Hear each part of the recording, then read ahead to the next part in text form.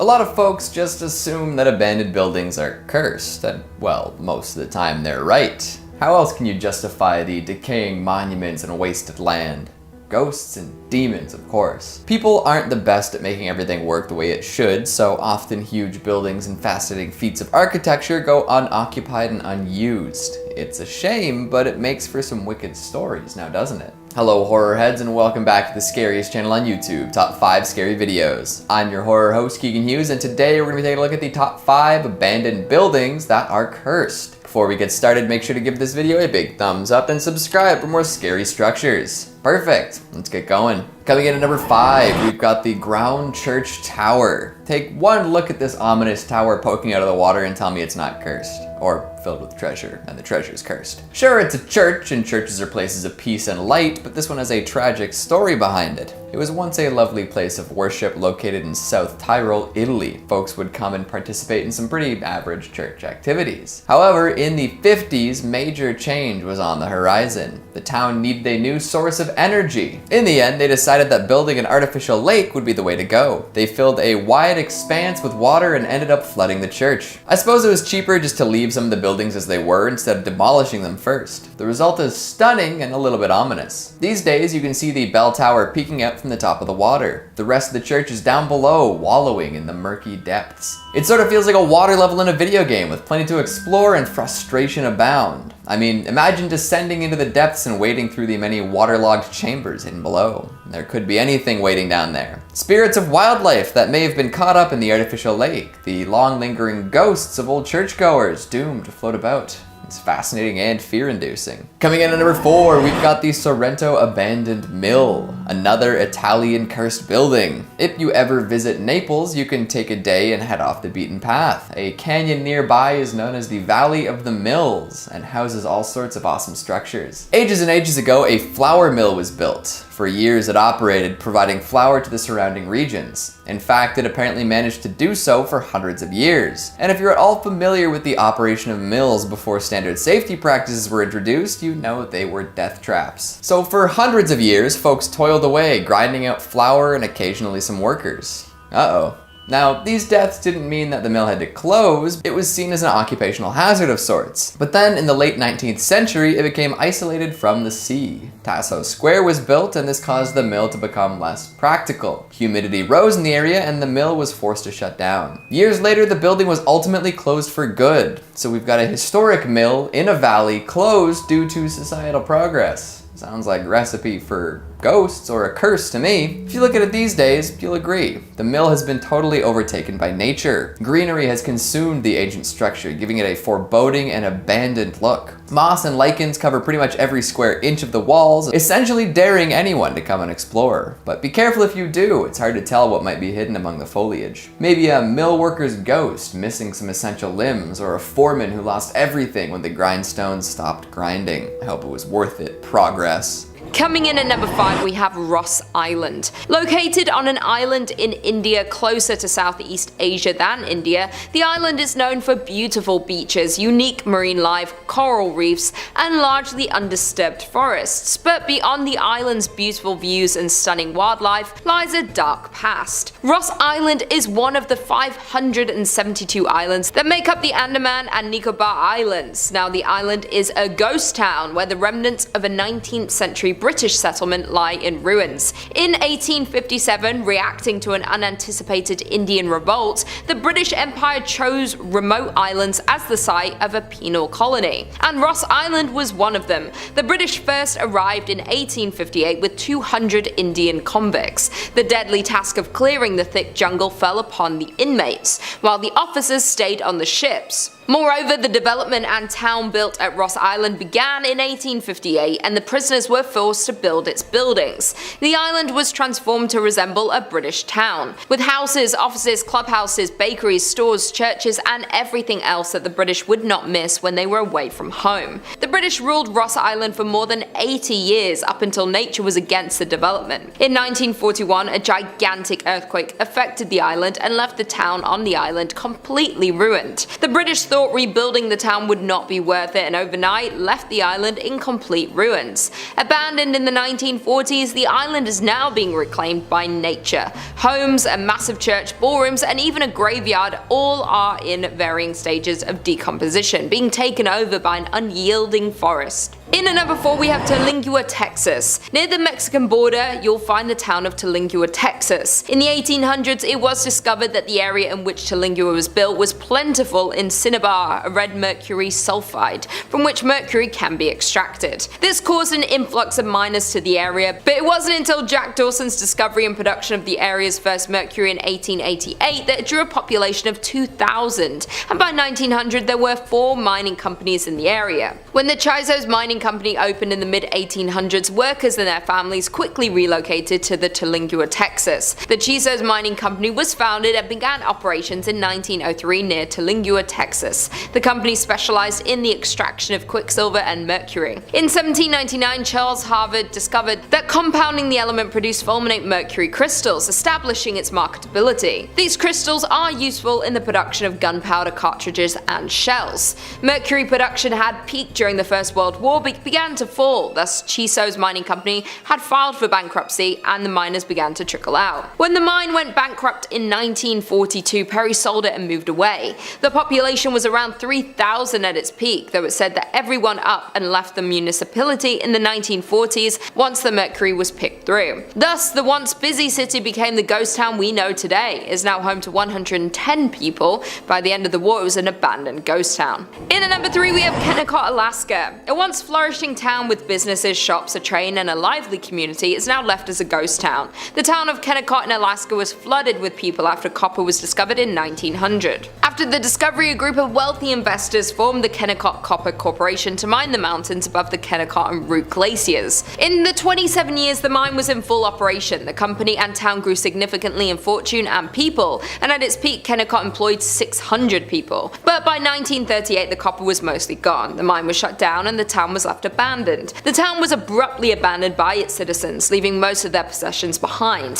Since the middle of the 1950s the place had been completely deserted, with the railroad discontinued service that same year. Reports of ghosts along the abandoned tracks of the Kennecott train have been claimed for decades, while other visitors report having seen old tombstones along the route of the tracks, though the gravestones then vanish by the time the visitors make their return trip. Others have reported hearing disembodied voices and phantom children laughing. Reportedly, a 1990s construction project were halted after workers were scared away by the creepy sounds and unexplainable events. Coming in number 5, Centralia, Pennsylvania. Sounds like a nice enough place, right? Who would abandon a prosperous coal mining community filled with interesting folks and a fun name? Well, anyone who likes to breathe things other than noxious gas. Oh, this one is less a mystery and more of a straight up fact, but the abandonment is super scary regardless of how you look at it. Way back in the day, Centralia was bustling. Rich veins of coal were discovered underneath the earth here and folks were really excited to bring it up to the surface. What better way to make a profit?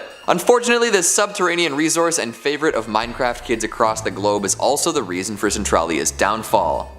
The very same stuff that brought about plenty of business also made the town uninhabitable. Tragic and maybe a nice little microcosm of the human experience. Apparently a landfill burn spread a little further than folks were expecting and ignited the underground coal. From an abandoned coal mine to the rich veins of black gold underground, this fire spread like, well, wildfire, scorching everything around. 140 acres of town, gone, just like that. A lot of it is still standing, but it's not safe to be around. The underground fires belch all sorts of horrid smoke, and many large sinkholes opened up due to the fire's influence. These days you might sense a presence or two while passing by, but don't worry, they're not ghosts, not yet anyways. Of the few thousand who used to live there, only about a half dozen remain. They refused to abandon their once lovely town, determined to live amidst the smoke and gas, the fire and flames. It doesn't look like the fires are going out anytime soon either. Some estimates see the blaze continuing on for a few hundred years, thanks to the constant supply of fuel underground. Coming in number 4, we've got Deception Island, Antarctica. Another wild and wonderful name. If I could choose to name the place I lived in anything, Deception would definitely be on the list. That's the kind of town that famous folk albums get named after, a place of legend for miles around. A place of rest, perhaps, or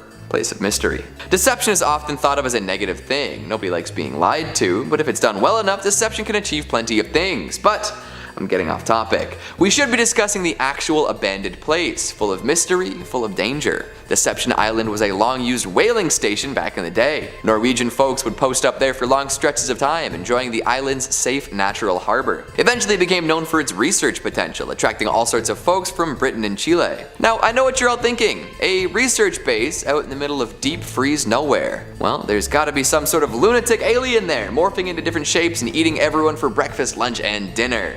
And my mind went to the same place. But even after all of this, the island was also used as a British base during World War II, so maybe less deadly aliens after all, because the soldiers would have run into something like that. Although this island is also home to the largest cemetery in Antarctica, so chew on that for however long you need to. These days, the area is protected as a heritage site, so all of the abandoned, decrepit shacks, huts, and buildings are still there to be seen. Who knows what secrets and spirits lurk within, perishing due to cold, war, or something more supernatural. Oh, and one last thing about this location. Even though it's as cold as ice and difficult for any living being to survive out here, there is something else that makes it even more dangerous. There are occasional volcanic eruptions on the island.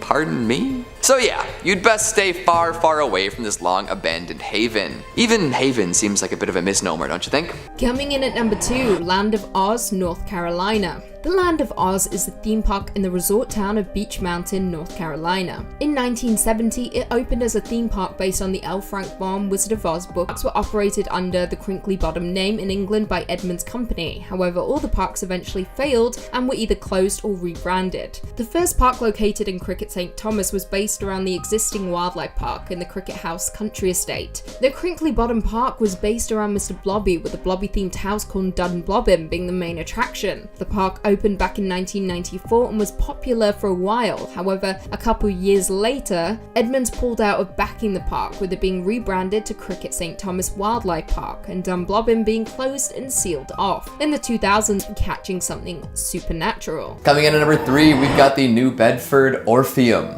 Abandoned theaters are cursed as a rule. Like, name one abandoned theater that doesn't have a ghost or urban legend attached. Oh wait. They're magnets for drama, it's in their nature. And this Massachusetts-based art house has a flair for the dramatic like no other. Get this, it opened on the same day that the Titanic went down. Talk about a hot start. It operated for a few decades, showing movies and hosting cultural events. The Orpheum was a staple of local culture at the time. However, in 1958, it closed its doors. Not for good, mind you. It would still open on occasion for extra special events and was even used by a tobacco company as storage for a little while. But these days, the Orpheum is still and silent. Ghostly even. A peek inside will reveal a gigantic sprawling space complete with mezzanine, private boxes, and faded murals. The peeling paint and crumbling plaster add to the spooky ambiance. A total lack of audience for ages makes for an echoey good time too. It's everything an old theater should be, including the creepiness. It's decrepit without being condemnable, which has led the community to rally behind efforts to reopen it. However, none of these have been very successful.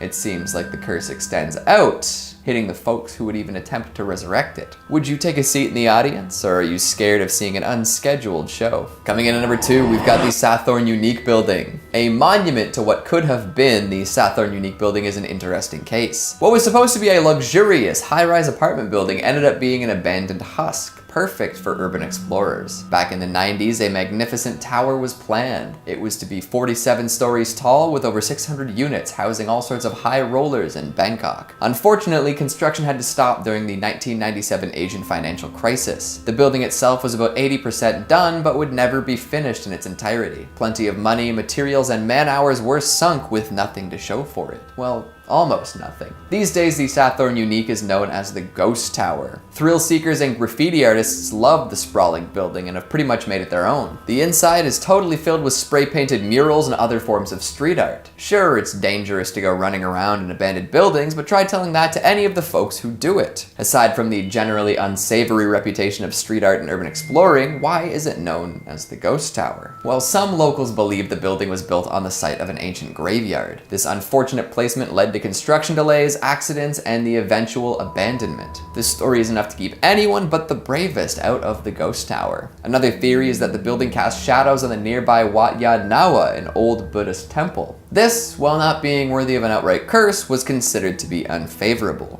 Success is hard to achieve while preventing sunlight from reaching Buddhist temples. Recently, the building has achieved some sort of online fame, with many viral videos featuring folks free-running throughout the tower. This resulted in criminal charges being filed against the trespassing videographers. Is that the result of bad luck or a curse? And finally, at number 1, we've got Eastern State Penitentiary. In East Philadelphia, thrown in a cage, ghosts are coming back because they feel the rage. I'll stop there, you get the idea. At one point, this prison was among the most famous worldwide. It jailed some of America's most prolific criminals, including Al Capone, the inspiration for Scarface, and Slick Willie Sutton, the bank robber extraordinaire. Abandoned prisons are absolutely chock full of phantoms and spirits, and why wouldn't they be? The folks there are probably the most discontent and anger-filled of them all. Eastern State takes full advantage of this too. While the prison itself is no longer operational and houses no inmates, well, no living inmates, they still bring fearless folks around on night tours of the facilities. On clear nights, you can even see moonlight shining through these skylights. In addition to the ghosts of prisoners, it's also said that a colony of cats used to live inside the prison. At some point, they were all captured and neutered, leaving them to die off within the walls. An adept eye might just catch the shadow of a ghost cat slinking about in the halls. Coming in at 5, Hashima Island, Japan. Hashima Island is an abandoned island lying about 15 kilometers from the city of Nagasaki in southern Japan. It is one of 505 uninhabited islands in Nagasaki Prefecture. The island's most notable features are its abandoned concrete buildings, undisturbed except by nature and the surrounding sea wall. While the island is a symbol of the rapid industrialization of Japan,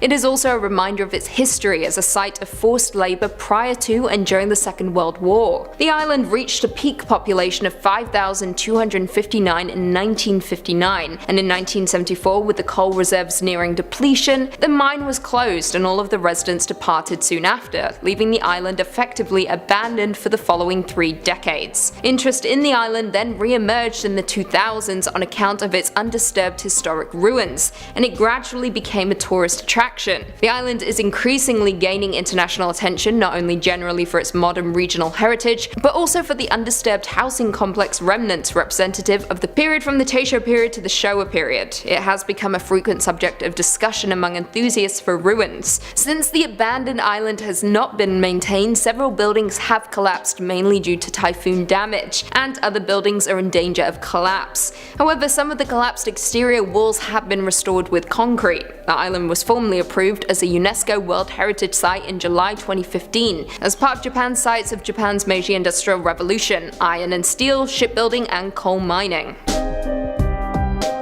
In at 4, Eastern State Penitentiary, Pennsylvania. The Eastern State Penitentiary, also known as ESP, is a former prison in Philadelphia that was operational from 1829 until 1971. The penitentiary refined the revolutionary system of separate incarceration first pioneered at the Walnut Street Jail, which emphasized principles of reform rather than punishment. Notorious criminals such as Al Capone and bank robber Willie Sutton were also held inside its innovative wagon wheel design. Originally, inmates were housed in cells that could only be accessed by entering through a small exercise yard attached to the back of the prison. Only a small portal, just large enough to pass meals, opened onto the cell blocks. The design in turn proved impractical, and in the middle of construction, cells were constructed that allowed prisoners to enter and leave the cell blocks through metal doors that were covered by a heavy wood door to filter out noise. Some believe that the doors were small so prisoners would have a harder time getting out, minimizing an attack on a security guard. Others have explained the small doors forced the prisoners to bow while entering their cells.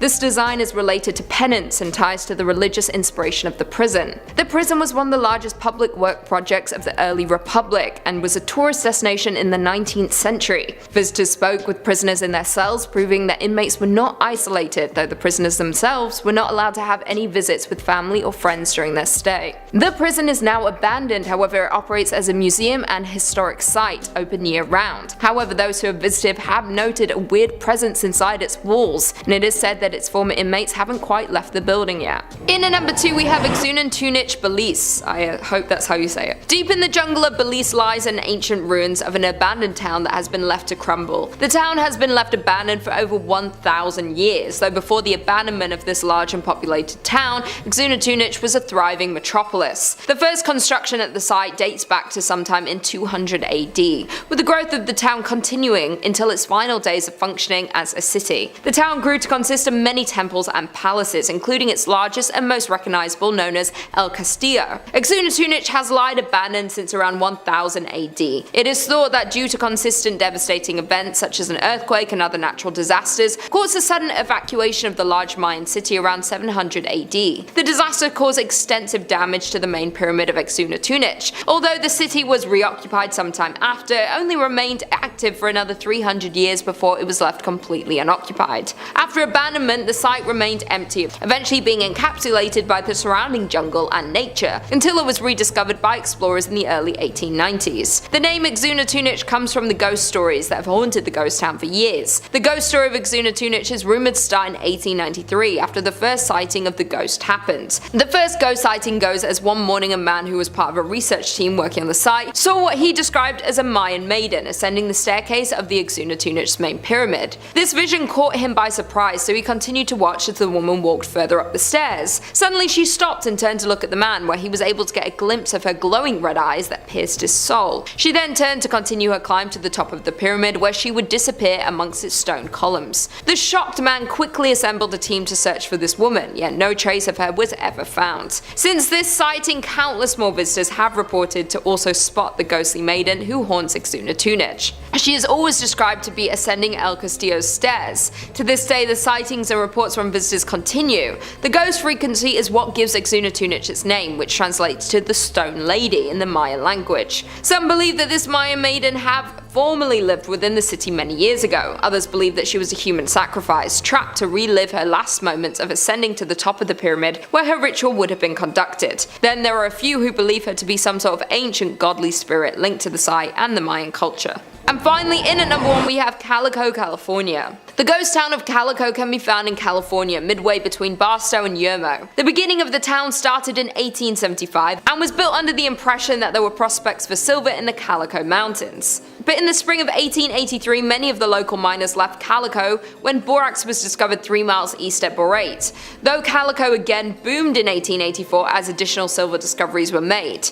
Gaining a population of some 2,500, the town supported 24 saloons and gambling dives that never closed, as well as more establishments such as the church, public school, dance school, and a literary society, along with dozens of retail businesses. By the late 1800s, Calico was bustling with prospectors searching for their fortunes, and the Calico mining district became one of the richest in the state. Calico's final decline began when the price of silver fell in the 1890s, but the break production kept it alive, even through the panic of 1906. They tried to hold on, and borax for a time substituted for the shiny metal that had been Calico's fortune. Calico kept churning out valuable minerals until it finally exhausted its supply in the 1920s. Calico was soon abandoned and left to gradually decay in the desert sun until little remained, but in 1951 it was purchased by the Walter Knott, an ex-miner, and rebuilt as a modern ghost town. He restored the town to mostly how it was, in certain cases rebuilding some of the old structures as they were back in the 1880s. Considered one of the top haunted locations in California, Calico has its fair share of ghost stories, when one of the most active and known ghosts of the abandoned town is Lucy Lane. Lucy is often seen in a black lace dress walking back and forth between her home and store. Others have allegedly seen phantom school teachers and other residents who have been known to grab visitors' legs or pinch their ankles. Some visitors have also reported seeing a floating red light inside the buildings, while other visitors have reported extreme cold spots throughout the mine and an eerie feeling in various places of the town. Located at the end of the Mani Peninsula in Greece, you'll find a small landmass called Cape Matapan. The caves in this area open at sea level into a cliff face beneath the headland, the exact point marked by the ruins of a Spartan temple above. The inhabitants built several temples at the site, with the most notable being in dedication to Poseidon and Apollo, for which Strabo in the 1st century AD and Pausanias in the 2nd century AD describe a cult temple that worshipped Poseidon and fronted a cave-like temple on the headland. The cave was believed to be the gateway to Hades, the realm of the dead named for the patron god of the underworld, in which the departed souls were transported across the rivers Styx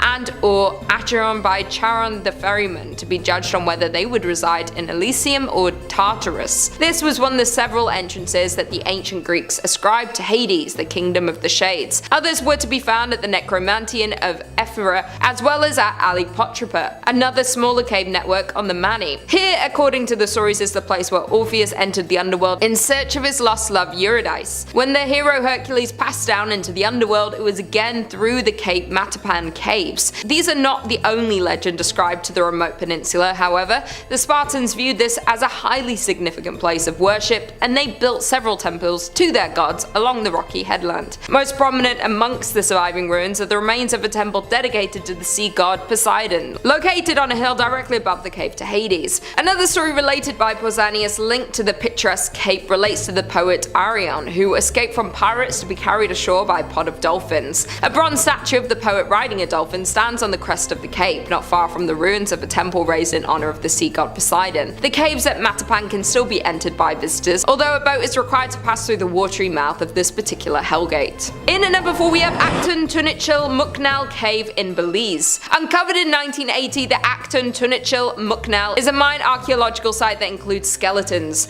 ceramics, and stoneware. Acton Tunichil Muknal Cave, otherwise known as the Cave of the Stone Sepulchre, was first entered by the Mayans in AD 300 to 600. It was not until the late AD 700 to 900 that the Mayans went deeper into the cave to perform their ceremonies. The cave is a maze of chambers along with a cathedral-like area for ceremonial sacrifices. In the cave, archaeologists found numerous skeletons, but what makes it even creepier is the fact that most of the skeletons belong to sacrificed people. Many of the remains and artifacts are completely calcified in the cave. Almost all lost their lives to blunt trauma to the head, while most of the pottery found at the site dates from between 700 to 900 AD, which is likely when the bodies found here were sacrificed. One of the cave's most notorious features is the skeleton of a girl whose bones have been calcified into a crystallized appearance. This skeleton is known as the Crystal Maiden. It is unknown what the circumstances of the sacrifices were, though some believe they were to appease the rain god Chak, or possibly the gods of the underworld. Another theory holds that these were believed to be witches, possibly suffering from some kind of mental or physical ailments,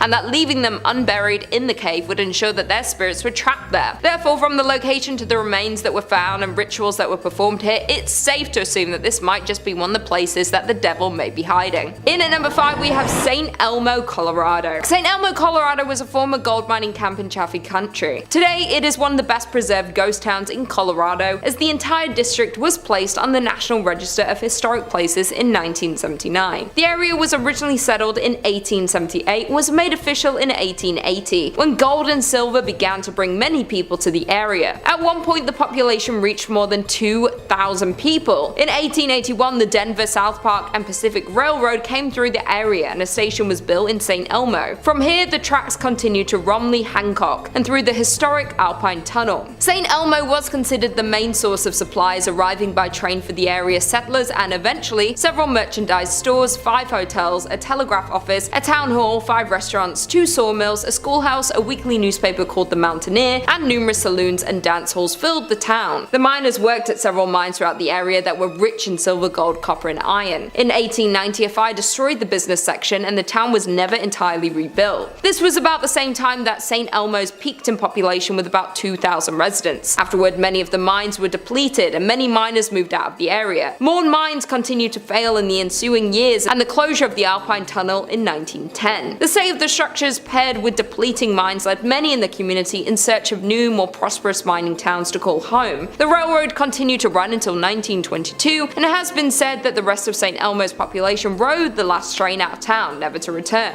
In 1969, the United States recognized St. Elmo as a historic district, and soon after, it became a unique tourist attraction that's open to the public, showcasing what life was like in the Old West. There is no shortage of urban legends and reports of hauntings in St. Elmo, but the most common occurrence of paranormal activity centers around the town's most notable family. To this day, one of the members of the Stark family still can be spotted in the ghost town. Anton's only daughter Annabelle resided there until she died in 1960. As legend has it, Annabelle continued her promise to protect the city even after she took her last breath. In at number 4 we have Rhyolite, Nevada. Founded in 1904 and abandoned by 1916, Rhyolite was one of several short-lived boom towns from the late gold rush era. People were drawn to the desert on the edge of Death Valley by the promise of gold found amongst quartz in local mines. And by 1906, the town had all the promising indicators of permanence and the largest population in the area. The town citizens had an active social life, including baseball games, dances, basket socials, whist parties, tennis, a symphony, Sunday school picnics, basketball games, Saturday night variety shows at the Opera House, and pool tournaments. In 1906, Countess Majowski opened the Alaska Glacier Ice Cream Parlor to the delight of the local citizenry. That same year, an enterprising miner, Tom T. Kelly, built a bottle house out of 50,000 beer and liquor bottles. But in 1907, the US financial markets were rocked by panic that saw closures of banks, businesses, and mines. Rhyolite began to falter. The mine closed in 1911. Some claim that Rhyolite, about 120 miles northwest of Las Vegas, was once home to thousands of people, though not much remains of its glory days, which lasted less than 20 years. Set up in 1905, the town was a mining hotspot, but after the richest ore was exhausted, workers left for a new pasture, and the population had dropped to close to zero by 1920. Industrialist Charles M. Schwab invested heavily in Rhyolite's infrastructure, which boasted a school, electric lights, water mains, newspapers, a hospital, and even an opera house, some of which can be seen today. There are only around 10 significant structures, yet the site is very evocative. The crumbling remains set against a backdrop of stark desert hills. Coming in number 3, we've got Glen Rio, New Mexico / Texas. Or should I say New Texico? Maybe that's a little cheesy for your liking, but I'll say it anyway. This border town was once a hotspot for tourists, motorists, evangelists, and top 5 lists. Still is, considering that last one. However, like so many spots built along old school highways, this town relied heavily on those just passing through. So when a much bigger, faster, safer highway opened up far away from Glen Rio's limits, the whole place saw some terrible downswing. Gas stations, eateries, general stores, and mechanics all found that there wasn't much to do if the highway traffic wasn't coming through. A tough break for sure. What remains could pass for a location out of a new Fallout game. Empty buildings adorned with imagery consistent with the campy American dream. Burnt out husks of old cars, never to rev their engines again. Empty, sun-bleached motels with rotted out mattresses and busted windows. If anyone wanted to live their post-apocalyptic dream life, here would be the place. In fact, it wouldn't surprise me if a few ghouls were roaming the wastes, eking out a modest life amidst the emptiness. When something so obviously meant to be jam-packed with people is devoid of all life, it can be extremely unnerving, and Glen Rio exemplifies this in spades. If I were to visit, I would expect dead silence. However, were some old-fashioned scratchy radio tunes to start playing, I would understand.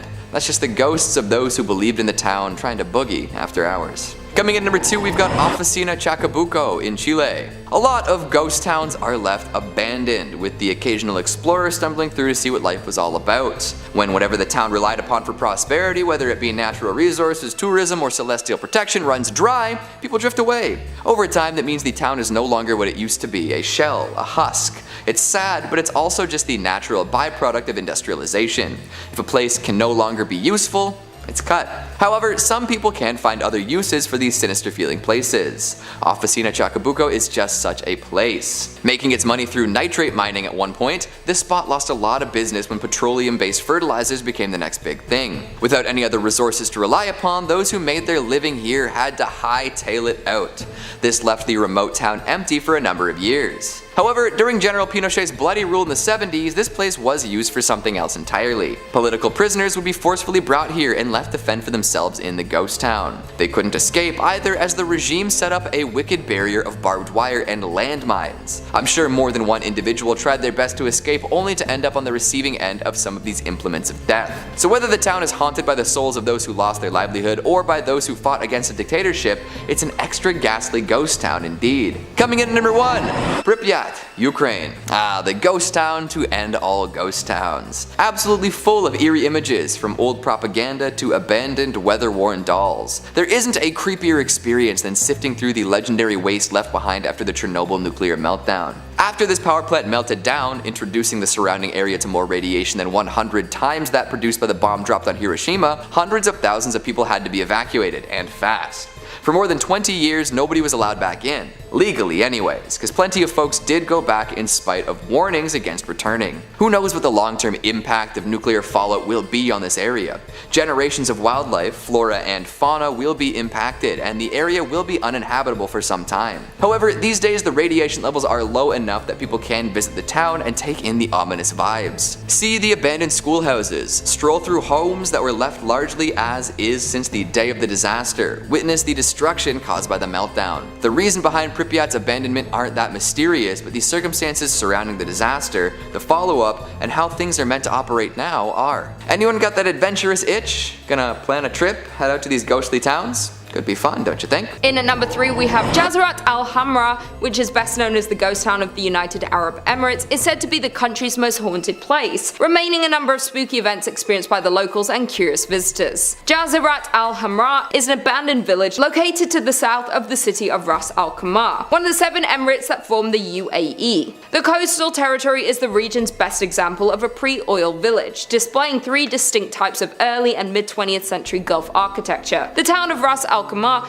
is the crumbling remains of a once thriving fishing village. The name translates to Red Island for the red and bronze colour of the sand on which the town was built. The former tidal island was predominantly home to the Zab tribe, who by 1831 developed the area into a renowned pearling trade centre, was home to over 4,000 inhabitants and dozens of fishing and trading ships, and with its good fortune came expansion that continued well into the start of the 20th century. But by 1968, Al Jazeerat Al Hamra became nothing more than an abandoned town, due to a clash between the tribe and Sheikh Saka bin Mohammed of Ras Al Khaimah due to some unclear reasons. Thus most of them migrated to Abu Dhabi. The village consisted of 334 buildings, including 18 shops and 11 mosques, and is nearly unchanged since its people left in 1968. Al Jazeerat Al Hamra, now filled-in patch of land in the south of Ras Al Khaimah, remained abandoned and untouched. However, rumor has it that this extraordinary quiet and silent village is extremely haunted by the jinns. People even gossip that they can hear the strange noise and disembodied voices near the beach of this ghost village. Many visitors also assert that they felt uneasy, like danger was lurking, waiting for them when they pressed on further into the haunted village. Some of them even claim to have reported seeing unexplainable handprints on the ruined pillars and walls and experienced many more paranormal things within this haunted ghost town. In at number 2 we have Pyramid in Norway. Some say that the Soviet town of Pyramid in Norway was abandoned overnight, and for a good reason. Located in Svalbard, an archipelago situated between Norway and the North Pole, Pyramiden can be reached by boat from about mid-May until the beginning of October, when waters bordering the town are free from sea ice. Established in the 17th century, the town was used as a base for whaling and walrus trapping. Though at the start of the 20th century the culture shifted to coal mining. At first Pyramiden was a sleepy place with hardly any residents at all, but after World War II the Soviets allocated more money to the town. They constructed dozens of new buildings, including a hospital, a recreation centre called the Cultural Palace, and a large cafeteria. In the 1980s the town's population reached its peak of more than 1,000 people, but not long due to the wake of the Soviet Union's dissolution the town would be left completely abandoned. As when the Soviet Union fell apart, mining stopped in Pyramiden and the miners had to leave. On March 31st, 1998, the last coal was extracted from the mine and the approximately 300 workers who still lived there began shipping out. The residents never returned, and today the town still stands much as it was when the last men departed. And finally, in at number 1 we have Batstow Village, New Jersey. There are around 28 known ghost towns in New Jersey, but this one has to be the most terrifying. Founded in 1766, the Batstow Village was built primarily to accommodate once prosperous ironworks. At the time, the site possessed 3 valuable resources: water for mills, abundant wood for charcoal, and naturally occurring bog iron. During the Revolutionary War, Batstow supplied the Continental Army with iron, while its remoteness protected it from British attack. In 1784, Batstow was bought by William Richard, whose family owned and operated the ironworks for 92 years. Following the discovery of coal and ore in Pennsylvania, in the 1840s the iron industry began to dwindle in the Batstow village. Nervous they were going to run out of business, the Richards family exploited another abundant local resource, sand, to make glass. But in 1874 a house fire spread and destroyed the glass making facilities, remaining furnaces, and 17 houses that were in the town. Due to the destruction of the glass facilities, the town of Batstow and the Richards family fell into bankruptcy. The Richards and many of the villagers moved away after the accident, leaving the site silent. In 1876 the property, along with huge tracts of land around it, was purchased by industrialist and businessman Joseph Wharton, with the plan of reinventing the declining town into an agricultural, foresting and cranberry farm. But after his death in 1909, the land was held by a trust until purchased by the state in 1954 to form the Wharton State Forest. The state's plan for the town was to restore its 50-room mansion, as well as to rebuild the dam that was located on the lake. Though the efforts to reinvent Batstow weren't enough enough to save it from its inevitable end. As when the state of New Jersey bought the village with a plan of improving it, the residents didn't see a future in the town, so they all left it, with roots that can be traced back to 1766 and the last remaining resident leaving in 1989. There are more than 40 structures still standing in the historic town, including a charcoal kiln, carriage houses, stables, ice and milk houses, a blacksmith, general store, gristmill, and a wheelwright shop, though they are all left untouched since the last residents left in 1989. Coming in at number 5, we have Six Flags. So concrete areas are relatively safe. However, areas where moss has built up are among the highest levels of radiation in the whole of Pripyat. Today the park remains untouched, and with the unused rice gradually disintegrating and being consumed by mold. Coming in at number 3, Gulliver's Kingdom, Yamanashi, Japan. This surreal amusement park was based on the novel Gulliver's Travels by Jonathan Swift. At the center of the sprawling park lay a giant model of the novel's titular character Lemuel Gulliver tied to the ground. The park has a beautiful view of Mount Fuji, however sadly due to low visitor numbers the park only lasted 4 years before being closed down. Luckily for us though, photographer Martin Lyle explored the park's interior, stating, "The giant Gulliver was unreal. Entering the grounds I didn't see him right away, then as I delved deeper into the park he suddenly loomed out of the landscape. It was such a momentous thing to stand in the presence of. It was the most amazing and surreal object I've ever seen. It felt so weird to lie in the palm of a giant man while surrounded by the stunning scenery." Number 2 on this list is Pripyat Amusement Park. Pripyat is a town that we've talked a lot about on this channel already. In fact, it was recently featured in a video where we looked at the top 5 mysterious towns that are completely abandoned. Pripyat is a ghost town in northern Ukraine near the Ukrainian and Belarus border. It was named after the nearby river Pripyat and was founded in 1970. Right in the town is a small amusement park that once looked quite fun and had plans to grow into a big Ukrainian park that people might flock to. Those dreams were never realized though, and now it sits in complete and utter disarray. Those dreams were never realized because of the horrible accident that occurred in 1986. You see, the town of Pripyat was basically established to serve the Chernobyl nuclear power plant. When it was first built, it was a closed town basically only for the workers of this place, but it grew and grew as time went on, and at its height had a population of just under 50,000 people. I don't need to go into too much detail about the accident as a whole, because I imagine that you guys are all pretty aware. But basically, this was the worst accident of this nature in human history, and for all our sakes, we need to hope that it never happens again. The radiation damage was absolutely massive, and right after it happened, the entire town of Pripyat had to be evacuated. That, of course, has left the amusement park, right in the middle of this town, completely abandoned as well. Not a lot of people have gone to this town or park since this incident occurred. For a long time, it wasn't safe to set foot within a set radius of the blast. Those who have been brave or foolish enough to set foot into this town and explore the amusement park have reported some strange and scary findings. Rumor has it that some sort of entity lives there. Something dark and evil calling this abandoned place home. A nasty and sinister entity that doesn't like to be disturbed. There have been talks of this being some type of shadow creature or potentially a beast like a werewolf of sorts. Either way, the people who visit this place feel an overwhelming sense of dread when they're there. They also feel as if they're unwelcome, like they entered somebody's home who doesn't want them there. There are multiple reasons why this amusement park is abandoned, so I'd stay away if I was you. And finally, number 1 on this list is Six Flags. Now, I don't mean Six Flags as a chain or anything like that.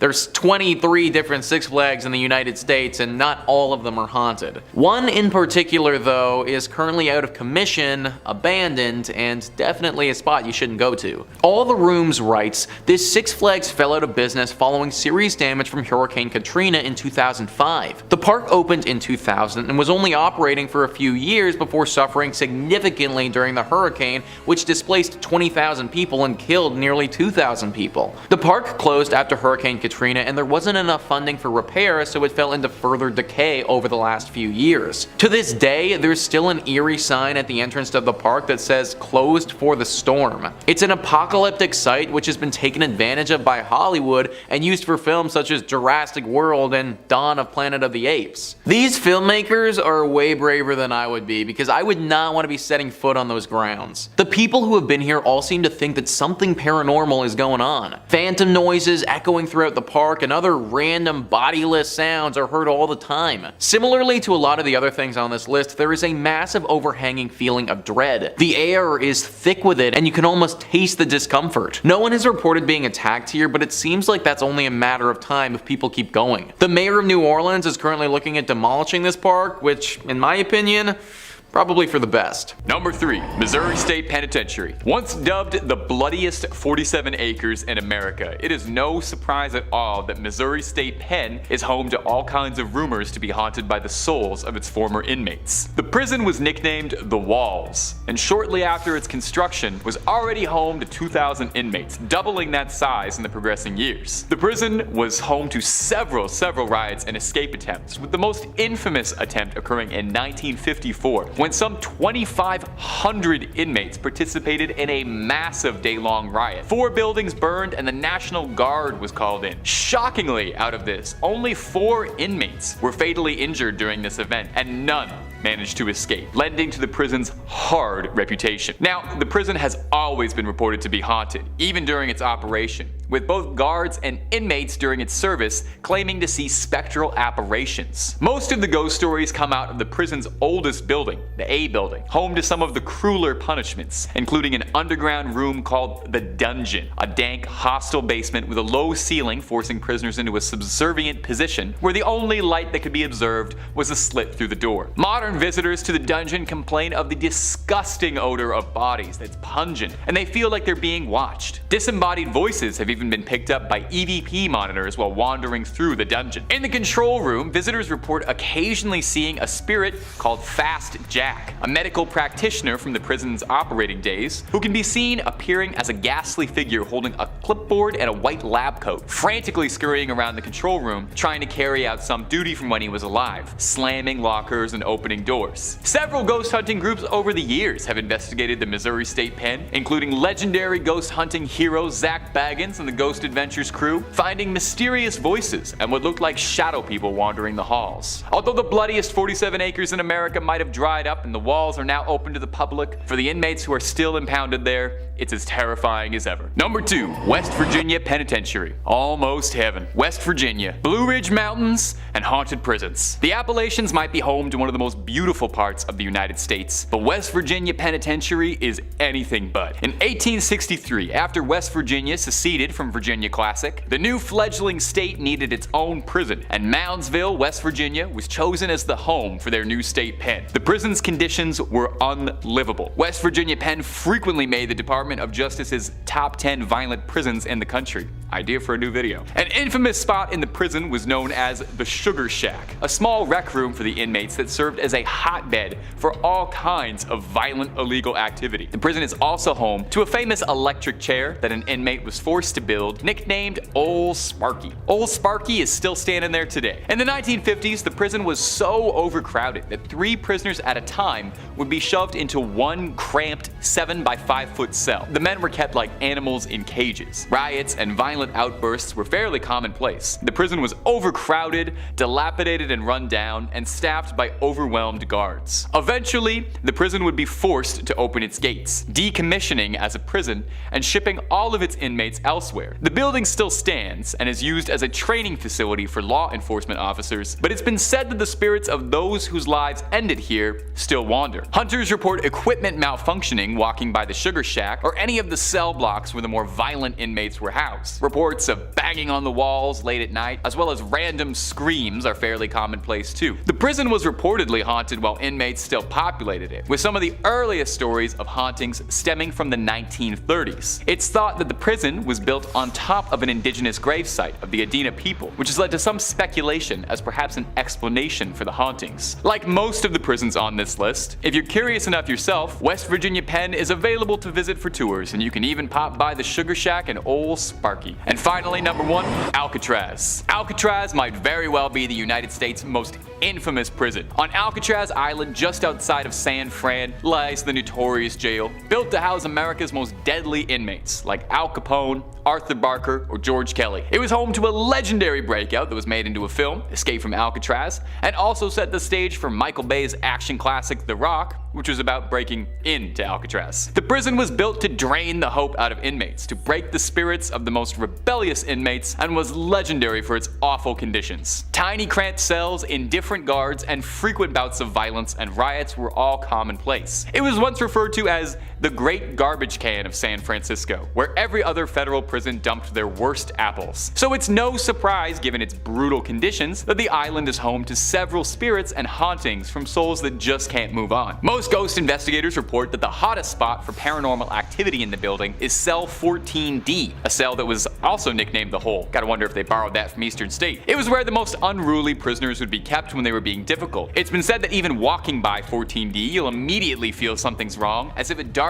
presence or energy is in the room with you. An inmate once spent his last days in 14D, screaming that he was being hunted by an otherworldly creature. Visitors report hearing crying and moaning while walking through cell blocks A, B, and C, where most of the population would have been kept. It's said that a ghost named the Butcher walks through these halls after an inmate named Butcher Malkowitz, a mob hitman, was whacked by another inmate. Now, if this isn't enough haunting for you, some dark tourists also report hearing discordant, disembodied banjo strumming, thought to be a holdover from the spirit of Al Capone, who used to play his banjo in the prison band. Although the prison was decommissioned in 1963, it reopened shortly after, now as a museum and a haunted tour popular with Bay Area locals and visitors curious about learning about one of America's darkest prisons and perhaps its most haunted. Visit if you dare, but just make sure you're able to leave. Number 5 on this list is Hashima Island.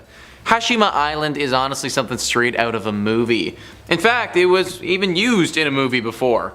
For those James Bond fans out there, this island was where the villain in Skyfall had his evil lair. The History Network writes, Hashima Island is a vacant labyrinth of crumbling concrete, sea walls, and deserted buildings, yet it was once among the most densely populated places on the planet. The small island off the coast of Nagasaki was first settled in 1887 as a coal mining colony. It was later purchased by Mitsubishi, which built some of the world's first multi-story reinforced concrete buildings to house its bursting population. Hashima remained a hive of activity for the next several decades, especially during World War II, when the Japanese forced thousands of Korean laborers and Chinese POWs to toil in its mines. By the 1950s, the 16-acre rock was packed to the gills with more than 5,200 residents. Most workers found the cramped conditions unlivable, and the city was promptly abandoned after the mine closed in 1974. 40 years of neglect have left Hashima a dilapidated ruin of collapsed staircases and condemned apartments. Many of its high-rises are still filled with old televisions and other relics from the mid-20th century,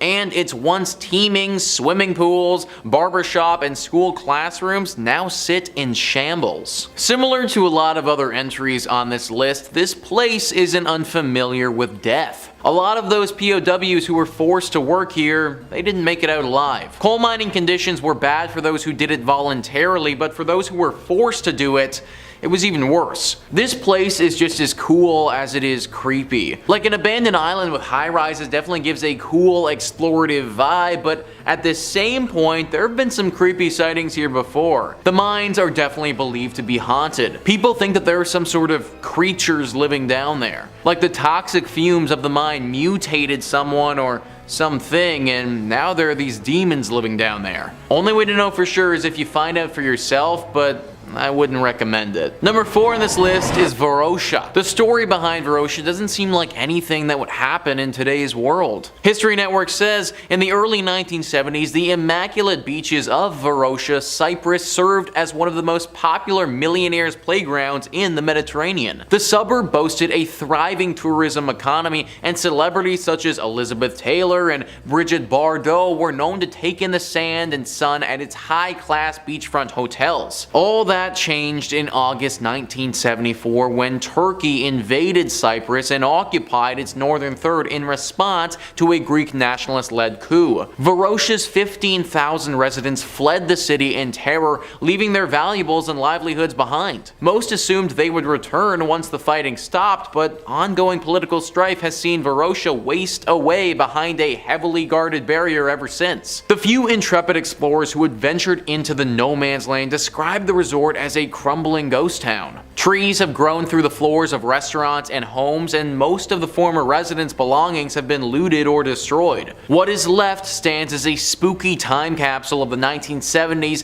including bell-bottoms and shop windows and 40-year-old vehicles still parked at car dealerships. Imagine fleeing your home with 15,000 other people and then just literally never being able to go back. We currently live in a society where, for the most part, we feel pretty safe and in our routines. But when you hear about something like this, it just puts life in perspective. That's how quick our entire lives can change and be totally uprooted. In a matter of minutes, we've lost our homes, our jobs, our money, and we're now fending for our lives. What's left of this place is just a sad reminder of the lives that all these people were forced to leave behind. Number 5 on this list is Atlantis Marine Park. We are headed all the way down under for this one because Atlantis Marine Park is actually in Australia. AustralianNews.com writes, Atlantis Marine Park was initially a huge success with families from WA and beyond flocking to the park to watch the live dolphin shows, swim in the pools, ride pedal boats, and have their obligatory photo with King Neptune, a huge statue at the entrance to the park. However, in 1990, just 9 years after opening, Atlantis shut its doors. Western Australia's boom never eventuated, and the 1987 stock market crash put a halt to prosperity. Atlantis closed due to financial difficulty and was left abandoned. It has since been damaged by vandals and has become overgrown and derelict. Old statues can still be found scattered throughout the grounds, as well as broken walls and concrete pools. For years, it was no man's land, popular with dog walkers. However, just last month, the iconic King Neptune was restored to his former glory after a petition by locals who started an online campaign for something to be done with the ruins. Well, I'm glad to see that Neptune is looking fresh again, but I don't know how long he'll stay that way. Apparently, this place, when the sun goes down, is home to some evil creatures. Four-legged mutant things with glowing red eyes that hiss and are nothing that we know of from this world. Now, this could be a bunch of baloney, but that's what some people have reported seeing when they've explored this place at night. Probably safe to go during the daytime, just make sure you set an alarm for 6 p.m. to get out of there if you do go. Number 4 on this list is Crinkly Bottom Theme Park. This one, to my understanding, has been demolished, but it still deserves a spot on this list because of how creepy it was when it was around. Mr. Blobby was a TV caricature in the early 1990s. He was featured on one of Britain's most successful late-night Saturday television shows and was this big pink blob creature with a bow tie on. This was a comedy television show, and this blob thing didn't lack any of that. He would often engage in annoying antics with celebrity guests and become a bit of a British television phenomenon. Well, Mr. Blobby was successful enough that he of course needed toys, merchandise, and heck, while we're at it, let's give him his own amusement park. Sometimes what works well on TV doesn't always translate to a fun amusement park though. Crinkly Bottom was what they called it, and it opened up in 1994. This annoying sidekick's popularity didn't last forever though, and this amusement park's life was very short-lived. The place shut down in 1996 because it simply was not making enough money. Then it faded away into obscurity and everybody forgot about this interesting little business venture. That was until 2009 though, when some urban explorers stumbled upon it again. The once bright and beautiful blobby land looked like something straight out of a horror film. It was worn and gross and just reeked of evil. Animals had taken up residence there, and based on how the place looked, it wouldn't have been surprising if some sketchy characters once did business there too. You can't visit it now because it's demolished, but you really shouldn't have been going when it was around anyways. Number 3 on this list is Boblo Island. I had to include Boblo Island on this list to give a bit of a shout out to Ontario, where your boy grew up. Boblo Island was wildly successful for a time and operated for nearly a century. As with a lot of places places on this list, though it couldn't seem to power through the 90s and had to shut down. Reader's Digest says,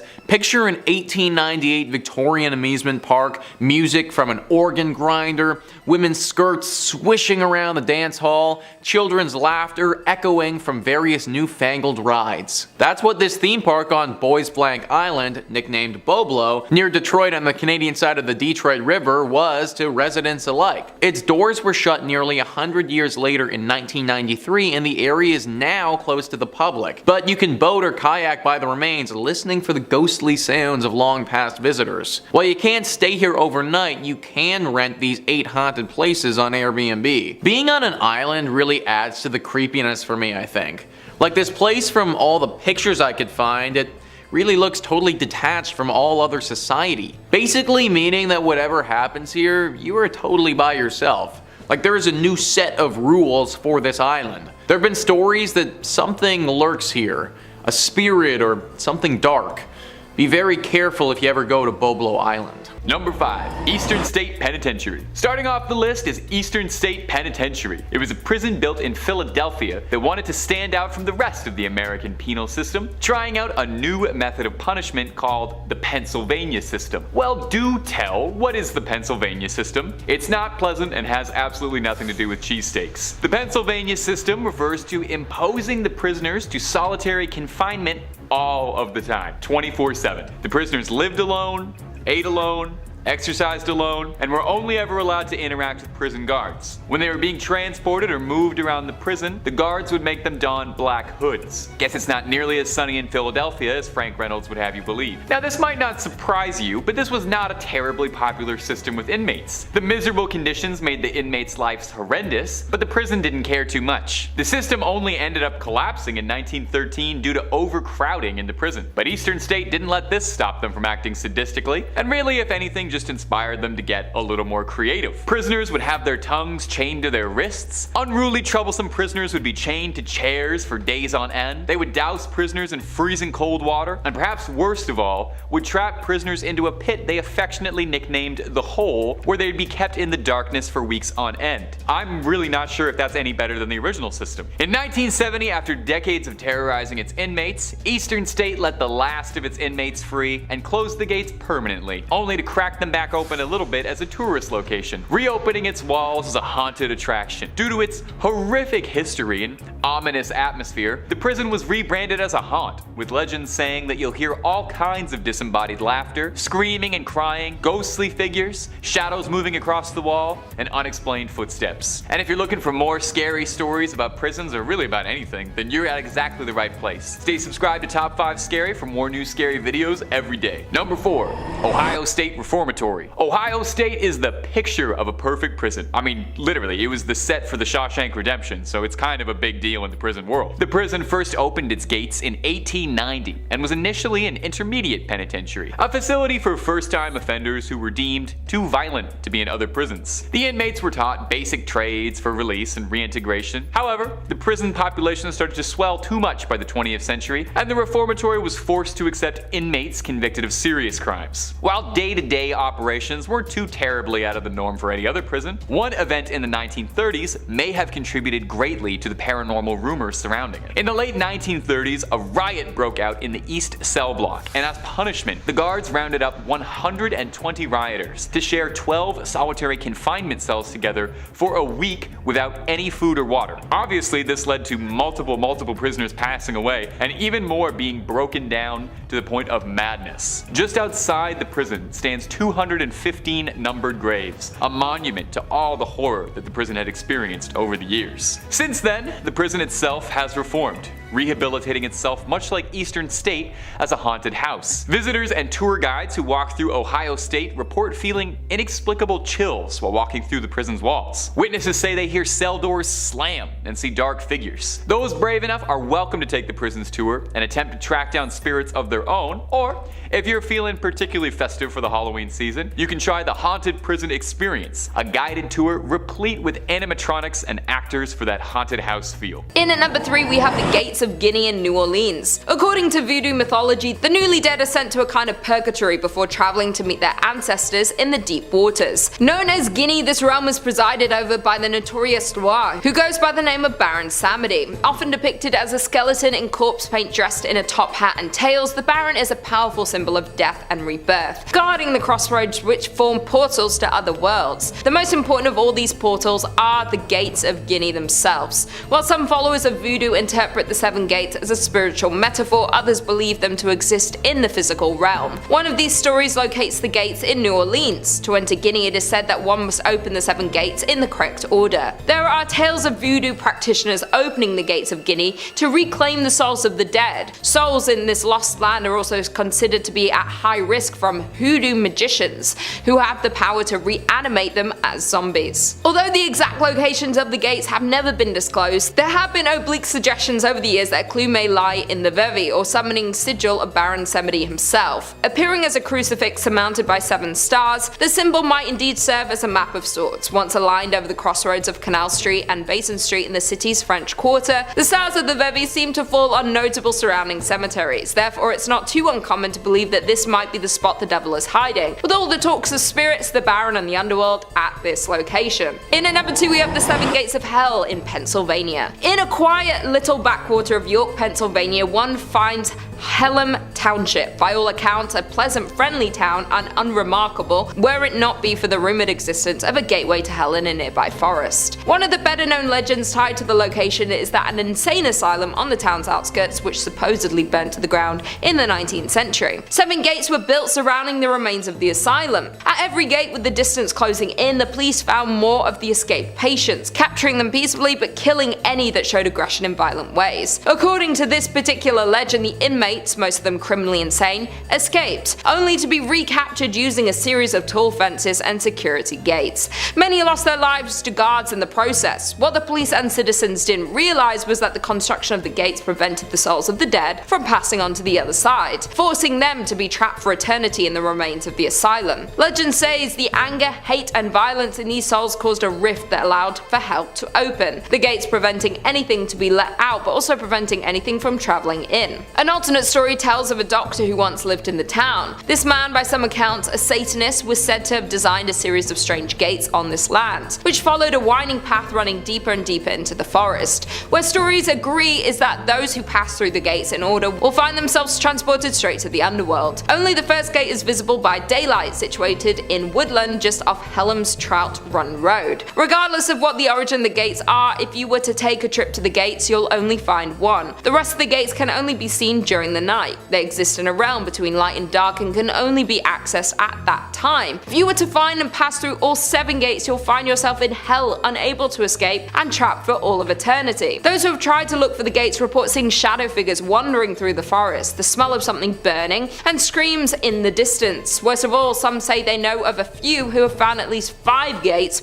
but went off looking for the 6th they never returned. And finally, in at number 1 we have Pluto's Gate in Turkey. Known as Pluto's Gate or Plutonian in Greek, the archaeological site in southwestern Turkey was discovered in 2013 after following the route of a thermal spring. The site matches closely the description of the temple to the underworld that disappeared in the 6th century. The most notable feature of this gate is that deadly vapor still is blown out of the gate. Additionally, this location was once used in ancient rituals to the gods of the underworld and still claims the lives of unfortunate birds who get too close. An archaeological dig revealed the remains of an ancient temple situated on a thermal spring, long believed to have been a gateway to hell. This well-documented temple of Pluto disappeared from record sometime around the 6th century. Amongst the distinguishing features of this particular gate are the toxic fumes that waft out from the tunnels beneath. In times of antiquity, these were often inhaled by the priests of Pluto, promptly sending them into hallucinogenic trance states. Writing at some time around the year 0 AD, the Greek philosopher Strabo claimed that any animal that passes inside meets instant death. Even now, the poisonous vapors claim the lives of birds that fly or nest too close to the ruins. Only the eunuchs of Cybele, an ancient fertility goddess, were able to enter the Hellgate without any apparent damage, the report said. With the mysterious deadly vapor and ancient rituals, the gods being transformed at this location, it's not hard to believe that the devil may just be lurking deep within the temple. Number 2. The Mutter Museum. Mutter is the German word for mother. That's your fact for today, so you can tell your Mutter that you learned something from this video. Well,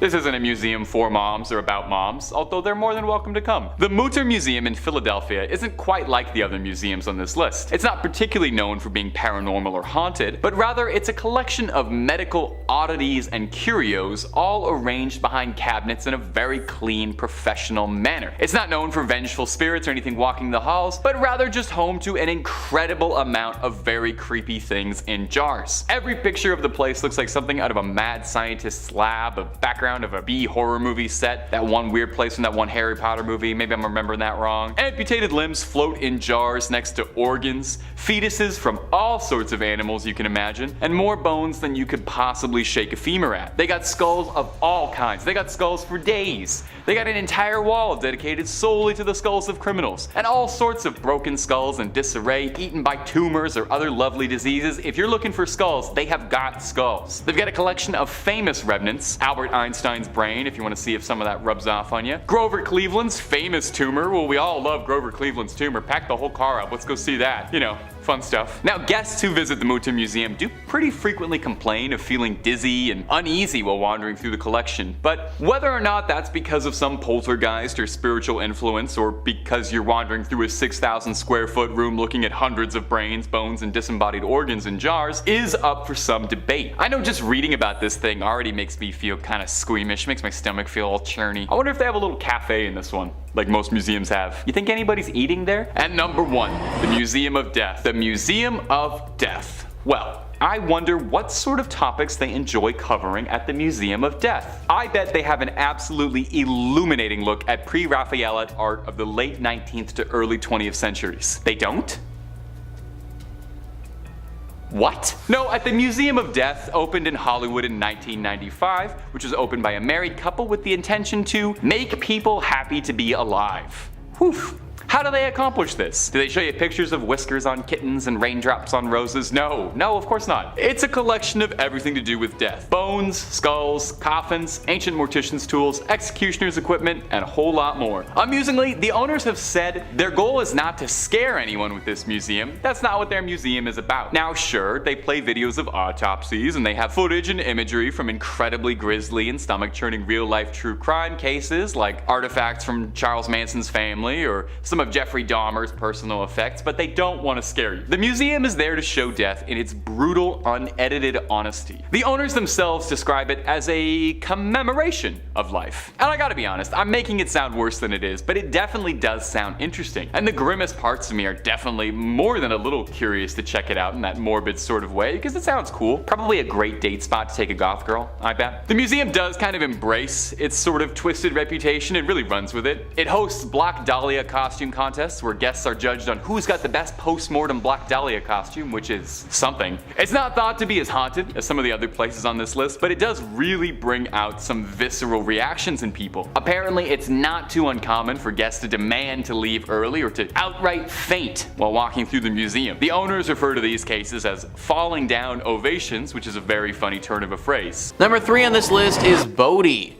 Bodie is a small ghost town located in California. This town was once a booming little community back in the late 1800s. Eventually it busted though, and by the 1940s the last few residents had to clear out because no one was coming anymore. It was a town for gold-crazed prospectors and sounds like something right out of a western classic. The town was known not only for its gold, but also its drunken shootouts, brothels, gangsters, and drugs. It feels like the type of place that you would go to in Red Dead Redemption or something like that. It was actually known to many around the area as the Sea of Sin because of all of this. Eventually it just ran out of money though, and slowly everyone had to leave. It's one of the most well-preserved ghost towns in the world though, and gives visitors a very clear picture of the darker side to the West back in the day. If you ever had dreams of being a Western cowboy gangster, then this is definitely the town for you. Number 2 on this list is Pripyat. Pripyat is located in Ukraine and definitely checks all of the creepiest creepy abandoned boxes. It's one of the main places that got affected by the nuclear accident that happened at Chernobyl. Back in 1986, the power plant had a horrible disaster, and the 49,000 people who were living in this town, they all had to leave. Anyone who was left behind or didn't go would have died soon after from the radiation poisoning. Many of the people who did leave had to deal with horrible health ramifications anyways, because that's just how bad Chernobyl actually was. Now the town is left completely abandoned and in ruins. Nature is slowly taking control of what we've left behind. There was a small amusement park that once stood here, and it's now a picturesque scene from a post-apocalyptic movie. Everything about this town screams creepy. Not to mention the fact that people have talked about potential mutant creatures living here. That hasn't been confirmed, but it's definitely heavily rumored by the locals. We still aren't allowed to go here for long periods of time because of the radiation poisoning, and it may actually take centuries before it can be settled in again. And finally, number 1 on this list is Oradour-sur-Glane. This once bustling French town is just a mass of rubble now after being completely decimated during World War II. The History Network says, on the afternoon of June 10th, 1944, the village of Oradour-sur-Glane was the scene of one of the worst massacres of French civilians during World War II. In what is believed to have been an act of revenge for the town's supposed support of the French resistance, a German Waffen-SS detachment rounded up and murdered 642 of its residents and burned most of their homes to the ground. Only a handful of people managed to survive by playing dead and later fleeing to the forest. A new Oradour-sur-Glane was built nearby after the war ended, but French President Charles de Gaulle ordered that the burned out ruins of the old town be left untouched as a monument to the victims. The facades of dozens of brick buildings and charred storefronts still remain, as well as graveyards of rusted cars and bicycles, scattered sewing machines, and unused tram tracks. 642 residents. This just goes to show how horrible World War II actually was. 642 innocent people were killed on June 10th that day, and honestly guys, I didn't even know about this incident until I started researching for this video. Atrocities of this nature were simply commonplace during that time, which is just terrible to admit. Obviously, this abandoned town is teeming with paranormal activity and is one of the saddest and darkest spots in all of France. People who have been through here have explained that sadness is literally palpable. The air grows thick and heavy, as if there are other presences around you that you can't see or touch. Several apparitions have been reported here, as well as a deep fog that comes over the town very suddenly and without warning. Based on what happened here so many years ago, it's no wonder that this place is abandoned. Number 5. The John Zaffis Museum. For someone like John Zaffis, opening a haunted museum was always in the cards. It was practically destiny. Few people can claim to come from a legacy of haunted museums, but Zaffis can, since he's the nephew of Ed and Lorraine Warren, America's most famous and oftentimes controversial demonologists. Growing up with a large fondness for his aunt and uncle's work, Zaffis developed a love of the paranormal from an early age and saw fit to try and carry on his relatives' work after their passing, opening his own collection of haunted relics the same way that the Warrens did. And what a collection of weird relics Zaffis has picked up. I'll shout out a couple of the cooler ones. The highlight for me has got to be this sword that was used to conjure black magic, and the sword is in like all of the promotional imagery, so it's gotta be pretty good. Check out this photo of Zaffis where he looks like a dark wizard who's also a fantasy author. Among the blade are things like a cast iron skull that was used in occult rituals, plenty of haunted dolls and idols, an ornate elk skull thought to be used in something evil, and loads more. Zaffis does point out on the website in the frequently asked questions section not to worry too much about being exposed to this stuff, as everything that's brought into the collection is blessed before taking residence. Although they do make a small warning on the website that there is a teeny tiny small chance that any residual evil might attach to you in the museum. So I don't know, make sure to wash your hands with hand sanitizer or holy water on the way out. I can't not include this by the way, but the website also states that if Zaffis believes personally that any of the items in the museum have become too evil or too haunted to remain safe for public display, he throws it into an unspecified body of water. So if you're looking to start a collection of slightly used haunted relics on the cheap, I'd just check out the surrounding bodies of water to the museum. Now unfortunately, John Zaffis' museum is currently closed. Hey, this list was about ones that had to be abandoned, right? can't come as too much of a surprise. But for those who are hoping to get a good up-close personal look at these cursed relics, Zaphis says he's been searching for a new location for the collection. Hopefully somewhere with some good ventilation, you know, really let all that evil air flow. And hey, if you're looking for more videos about haunted museums, haunted objects, haunted dolls, haunted everything really, we've got all more of that in spades. So stay subscribed to Top 5 Scary, keep the screams coming all night long. Let's keep going. Number 4, the Museum of Medieval Torture Instruments. Pack up the whole family and make sure to stop by at the gift shop for the Museum of Medieval Torture Instruments. Don't worry, there's something for everybody here to enjoy. Make sure you take home the miniature guillotine. One quick look at their website is particularly illuminating. Our main product is emotion,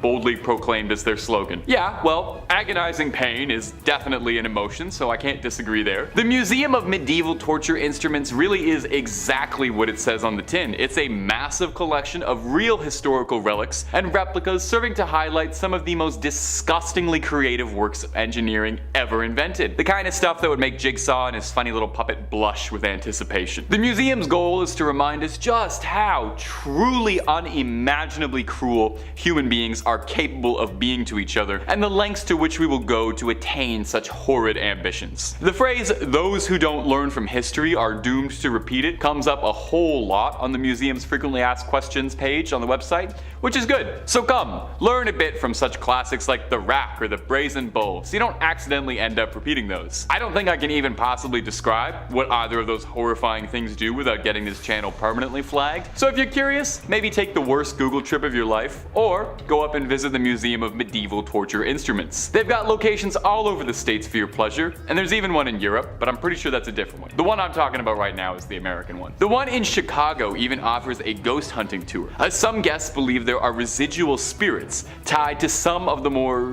grisly equipment kept in the dungeons. Guests are invited to spend the night on their own accord or with the safety of a tour guide to try and uncover any of the spirits that are said to be still living there, including an old executioner named Thomas who loves his work so much he just never left. Sheesh.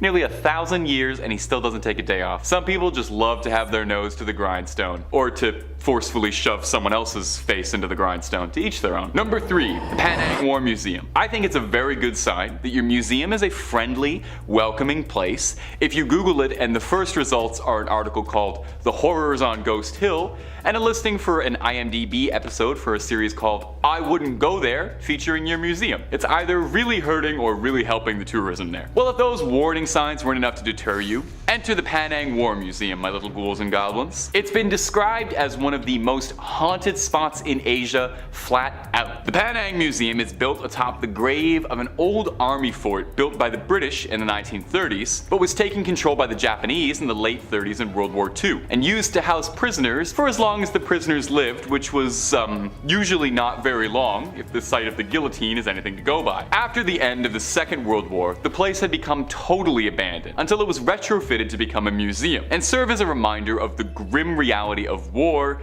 and its costs. The whole place kind of has this eerie, abandoned ghost town vibe as you walk through tunnels and old bunkers, serving to try and replicate what it would be like to actually work and spend time in a place like this while it was functioning. Given the very grim nature of the content and the site itself, which was home to so much bloodshed, death, hatred, and all the worst parts of our souls, it's no surprise that the museum has an infamous reputation as a spot for paranormal activity. Guests have reported seeing strange sightings, unusual shadows, and feeling chills as they walk through the bunkers. But all of this begs the question, would ghosts even be scarier than the actual truth of this place? Now, I've never been, but from what I was looking at and gathering for this, it seems to me like the true horror of the Penang Museum is that it's a reflection of some of the worst parts of the human experience. A reminder of what happens during wartime and what people do to one another. This place doesn't need stories of spirits. It's haunted enough as is by the memories that will forever be tied to it. In at number 3, Aniva Rock Lighthouse, Russia. The Aniva Lighthouse was built by the Japanese in 1939 on a chunk of rock off the southern coast of Sakhalin, just east of Russia. The island was largely largely uninhabited until the 1800s when both Japan and Russia became interested in annexing it. A ring of lighthouses were built on Sakhalin's rocky coast to signal incoming troop carriers and merchant ships. After around 50 years of sharing the island, the Russians annexed it all in the Second World War, causing 500,000 Japanese to be evacuated back to Hokkaido. In 1951, the Treaty of San Francisco was signed, officially handing tenure over to the Russians. Now the Aniva Lighthouse is abandoned, including its 7 stories of diesel engines, accumulator rooms, keepers' living spaces, radio facilities, storerooms, large clockwork pendulum, and 300 kg pool of mercury. The place now looks like the perfect location for a horror movie, with the building completely deteriorating upon the rock due to the force of the water and wind. However, if you want to visit, you can.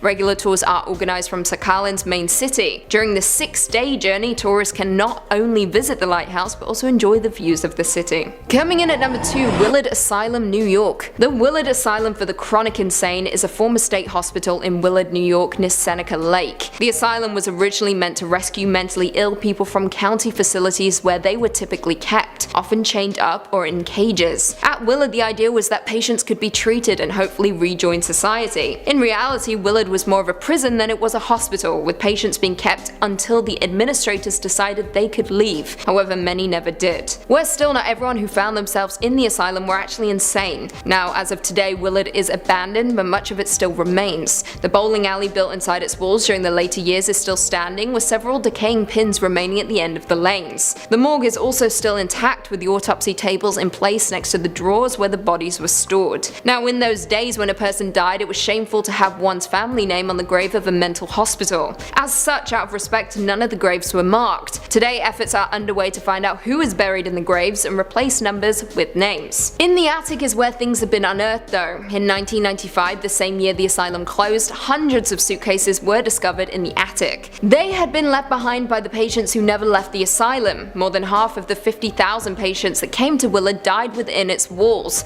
making this building one of the scariest in history.